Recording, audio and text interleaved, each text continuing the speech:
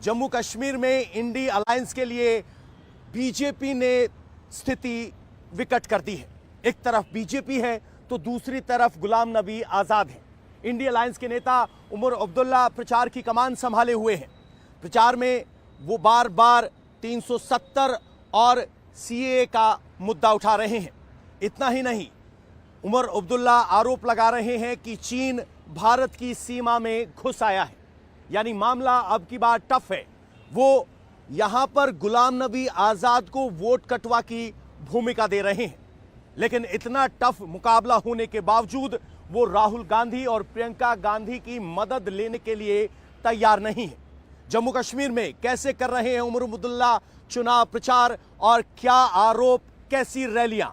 हमारे सहयोगी मनीष प्रसाद की एक एक्सक्लूसिव रिपोर्ट देखिए सीधे कश्मीर से।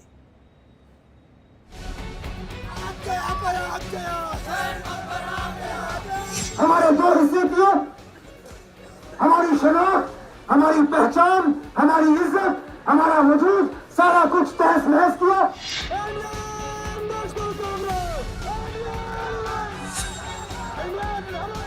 राहुल या प्रियंका या इन बाकी सीनियर लीडरों को यहाँ आने की तकलीफ नहीं देंगे, हम खुद मैनेज कर लेंगे। तो अगर वाकई आज़ाद साहब ये इलेक्शन जीतने के लिए लड़ रहे थे तो खुद उतरते मैदान में। मैं कुछ नहीं कहूँगा क्योंकि हम जानते हैं चीन कितना अंदर घुस चुका है। नए कश्मीर में उमर अब्दुल्ला नए जोश के साथ प्रचार में जुट गए हैं। पहले उन इलाकों पर फोकस है जहां पहले चरण का चुनाव है, इसलिए कांग्रेस उम्मीदवार का प्रचार करने के लिए उमर श्रीनगर से निकल पड़े उधमपुर संसदीय सीट में रामबन के लिए।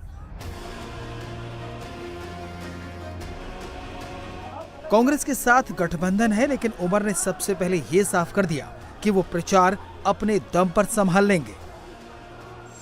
कांग्रेस के साथ अलायंस है, लेकिन जो बाकी सीट्स हैं, जैसे आप जा रहे हैं, आप उधमपुर आए हैं, मतलब इस कॉन्स्टिट्यूंसी पे हैं, क्या कांग्रेस के लीडर्स, बड़े लीडर, चाहे प्रियंका गांधी हो या फिर राहुल गांधी, वो भी दिखेंगे एनसी के लिए प्रचार करते हुए? मैं तो चाहूँगा कि बाकी मुल्क में वो फोकस करें। उनके जो यहाँ पे हमारे साथी हैं, उन्हीं का हमारे साथ रहना काफ़ी है। हम राहुल या प्रियंका या इन बाकी सीनियर लीडरों को यहाँ आने की तकलीफ नहीं देंगे, हम खुद मैनेज कर लेंगे।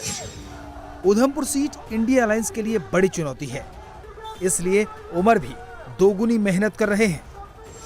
हम इस समय जम्मू के रामबन में हैं। ये उधमपुर कॉन्स्टिट्यूंसी का पार्ट है। यहाँ पर नेशनल कॉन्फ्रेंस और कांग्रेस दोनों एक साथ इंडी अलायंस के झंडे के तहत यहाँ पर इलेक्शन लड़ रही है। हालांकि पीडीपी इनके साथ नहीं है, और यही वजह है कि यहाँ पर चौधरी लाल सिंह इंडी अलायंस के, जो कि कांग्रेस की तरफ से यहाँ पर कैंडिडेट हैं, तो वहीं दूसरी तरफ भारतीय जनता पार्टी ने जितेंद्र सिंह पर अपना दाव आजमाया है। और इसीलिए उमर अब्दुल्ला यहाँ पर, चाहे आर्टिकल 370 का एब्रोगेशन हो या फिर सांप्रदायिक सौहार्द और यहाँ पे तरक्की, उन्नति, इन सभी मुद्दों को लेकर यहाँ पर जनता को संबोधित कर।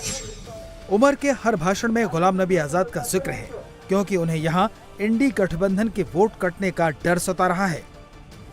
आप जब भी जा रहे हैं, आप गुलाम नबी आजाद साहब का जिक्र जरूर कर रहे हैं। आप हताश हुए उनके इस मूव से? मैं हैरान हूँ। हैरानगी इस बात की कि जहाँ कांग्रेस में वो इतने बड़े लीडर थे और पार्टी के तरफ से उन्हें इज्जत सम्मान देने में कोई कमी उन्होंने बाकी नहीं रखी। यहाँ तक कि जाते जाते राज्यसभा के लीडर ऑफ द ऑपोजिशन तक का भी उनको ओहदा मिला। उस बाद फिर तंजीम पार्टी को उस तरह छोड़ना और फिर यहाँ आके मतलब उनका इलेक्शन लड़ने का भी तरीका समझ नहीं आ रहा। और इसलिए मैं उनका जिक्र करता हूँ क्योंकि 5 सीटें जम्मू कश्मीर की जो हैं, उनमें ये एक वाहिद सीट है जहाँ पे उन्होंने अपना उम्मीदवार खड़ा किया। अब कहने के लिए तो ये इलाका जो है ये आज़ाद साहब का गढ़ समझा जाता है। तो अगर वाकई आज़ाद साहब ये इलेक्शन जीतने के लिए लड़ रहे थे तो खुद उतरते मैदान में। किसी मतलब अपने जूनियर को उतारने की क्या ज़रूरत थी?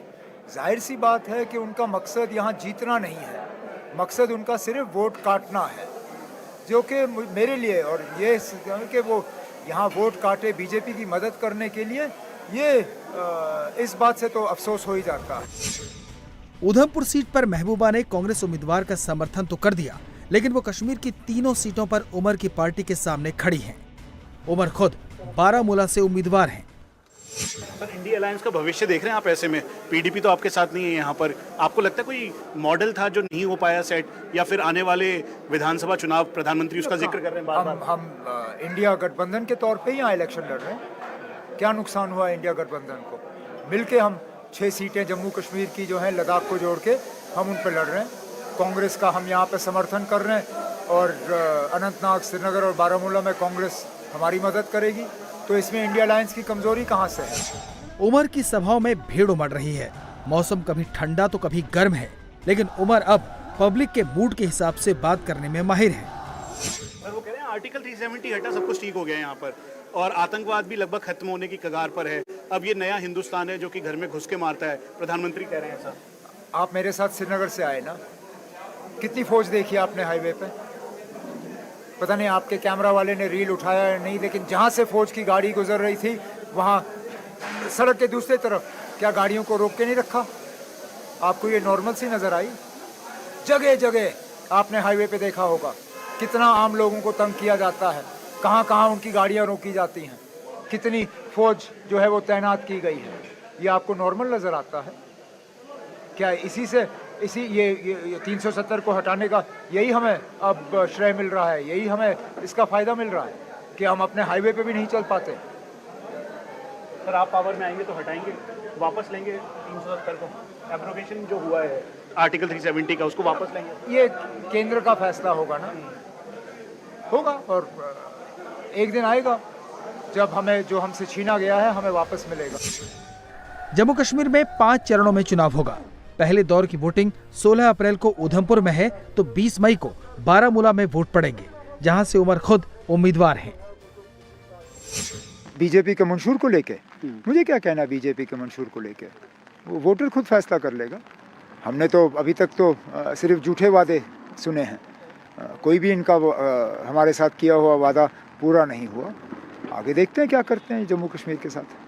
सर, हमारी तरफ से बहुत बहुत शुभकामनाएं आपको, और इलेक्शन में आप खूब बेहतर करें, और उम्मीद है कि जल्द फिर मुलाकात होगी। चले ना।